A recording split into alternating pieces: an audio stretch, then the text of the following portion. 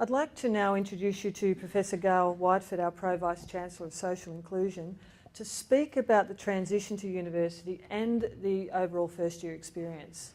Now, Gail leads our outreach and educational programs related to indigenous, refugee and disadvantaged communities. She also oversees the International Development Project and has major contributions to a whole range of areas around the first year experience. So without further ado, Gail Whiteford. Thanks, Gail.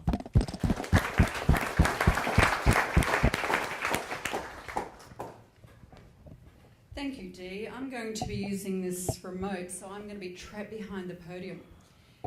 But I'm going to start this evening with a confession to make. And the confession is this: I'm jealous. I'm jealous because just a couple of years ago, I was you. My daughter was starting university in Melbourne. I'm not going to name the university because I'm going to be a little critical of them in a minute. And I didn't get the opportunity that you are having here tonight. So even though we're only about 10 minutes in, can you put your hand up if you think we should do this again? The Vice-Chancellor said it's an experiment. Should we do it again? Great, all right. I didn't get to do this. And like you, I had some real concerns with my daughter going off and starting uni, and particularly because she had to travel. Is there anyone here tonight who's come from a distant place? Out of Sydney? Great, okay, so you share the concerns that I had. I didn't get to sit in a room and hear from people who were going to be directly addressing those concerns. Of interest, the university that my daughter went to had a slogan that said, "Every student counts." Now, working in university, I was a little bit cynical and I thought they might have been talking about their bank balance. But what I really wanted to know was, how was it that every student counted? What did they do to let every student know that they were unique and that their needs were going to be addressed? Oh, I just had too much stuff. So knowing the shoes that you're in tonight, and speaking my role here as Pro-Vice-Chancellor, I'm going to reassure you that we care about your sons and your daughters. But more importantly, I'm going to speak to what is it that we actually do that puts that care into action, because words are cheap and saying we care could be very rhetorical. I want to speak to what it is that we do every day that's going to make a difference in first year. First of all, we know that the first year is a really big one, and we know it's often make or break. I don't want to problematise first year because it's an amazing opportunity and it's full of really exciting challenges. But there's also a lot to get to grips with. We have around 38,000 students. It's a lot, isn't it? So it's like going to a small city. You need some skills, you need some knowledge and advice to help get you through. So we've brought all the things that we do into one place to address what we call the first year experience. First of all, we need to get the expectations clear about what universities study, what's required at a university level. And I'd have to say there's still a bit of a gap between what's happening in Year 12 preparation and what we require here. So we deal with addressing that gap and getting your sons and daughters upskilled to cope with what our lecturers are demanding from them. Strategies for success.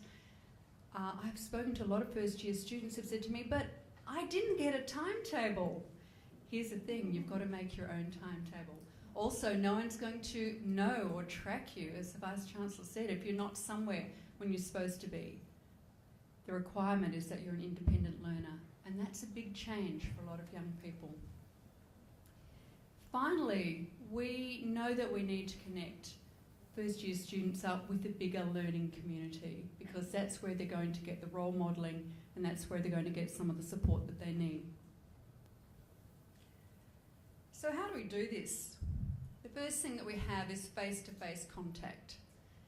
This is a help desk that we have that's set up in the library where first year students can go and speak to someone their own age and very experienced, highly trained staff about the sorts of things that they didn't know that they're going to need to know. How do I reference an assignment?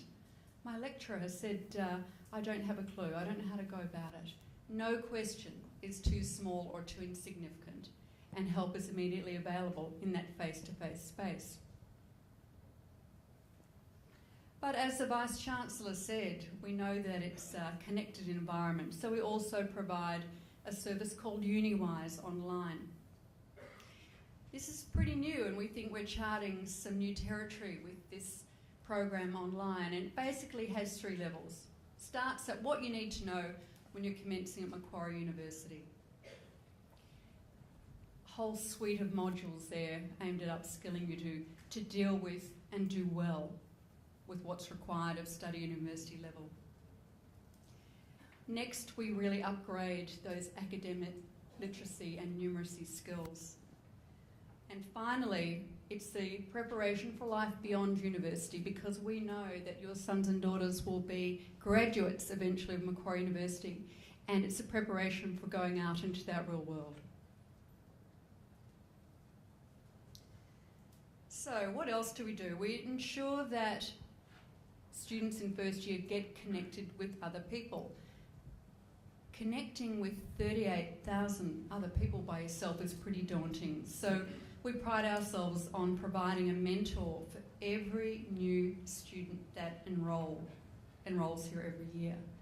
Now we've had about, I think, 7,500 commencing students. That's a lot, but we match every one of those people with a mentor.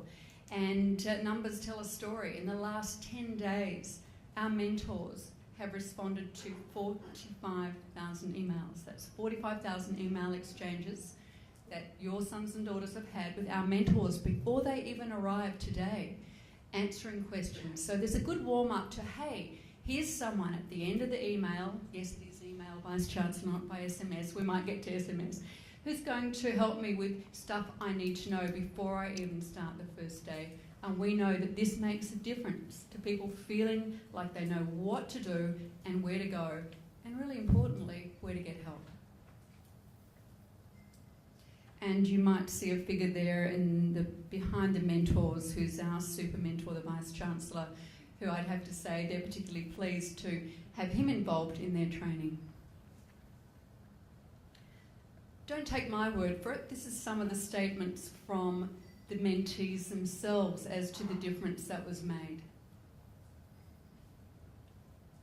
And you can see the emoticons, of course, is where the emphasis is. I like the one that says, I'm the only girl from my year going, and that's going to be interesting. There's a story there. Anyway, the point is that having a mentor helps provide the blueprint of where to go, how to succeed, but more importantly, helps point people in the right direction for what they need.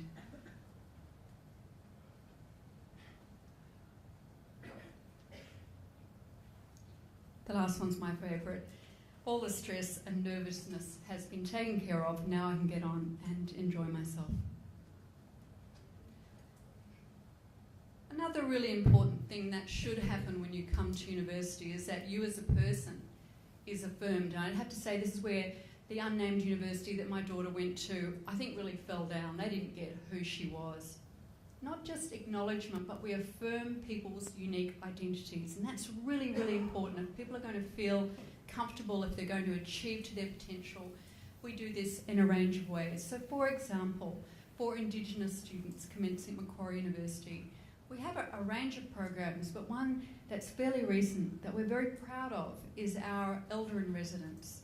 And our Elder in Residence provides the cultural support. It's where students can go to and not talk about finance, not talk about study skills, but their identity as Aboriginal people. It's proving to be really successful, and other universities are trying to do the same. We also provide a range of programs for students from a range of backgrounds and their diverse identities. Gay, lesbian, bisexual, transgender, also students from culturally and linguistically diverse backgrounds, refugee backgrounds, rural and regional backgrounds. They're all unique identities, and we support them in a range of ways. And another one that I'm particularly proud of is a relationship we have with the broadcaster SBS, where our students who are studying media, who come from rich language traditions and different cultural backgrounds, actually have a mentor at SBS, which is pretty special. And again, no other university in Australia is doing that.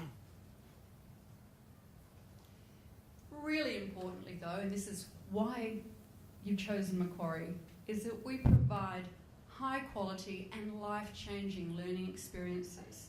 And I'm just going to speak to two dimensions of how we do that. There are many, many more. I'm hoping that you might have heard of PACE, which is Participation and Community Engagement. Now, a lot of universities have volunteering within their programs.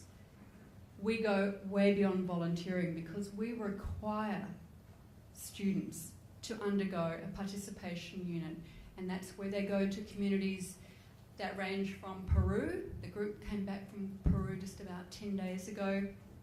Vietnam, Cambodia. Nationally, we've had groups in Tiwi Islands, and even locally, we've had groups of students undertaking community placements in Ryde. So locally, nationally, and internationally are where we have the opportunities.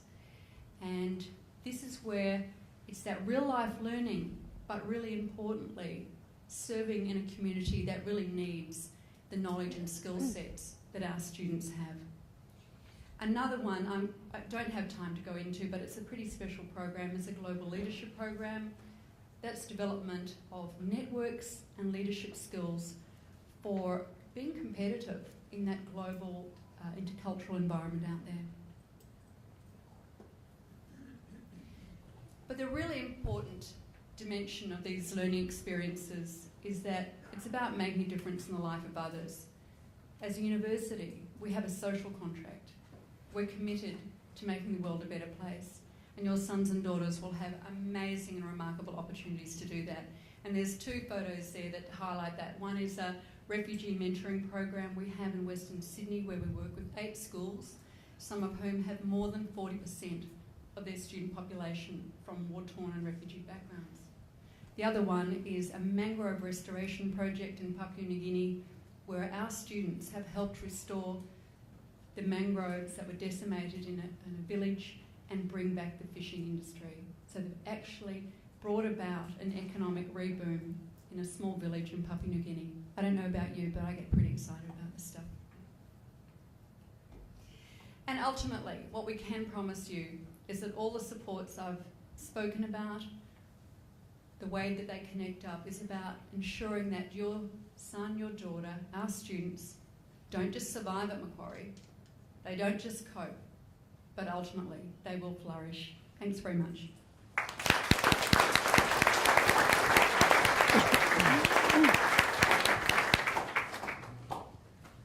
Thanks very much, Gail.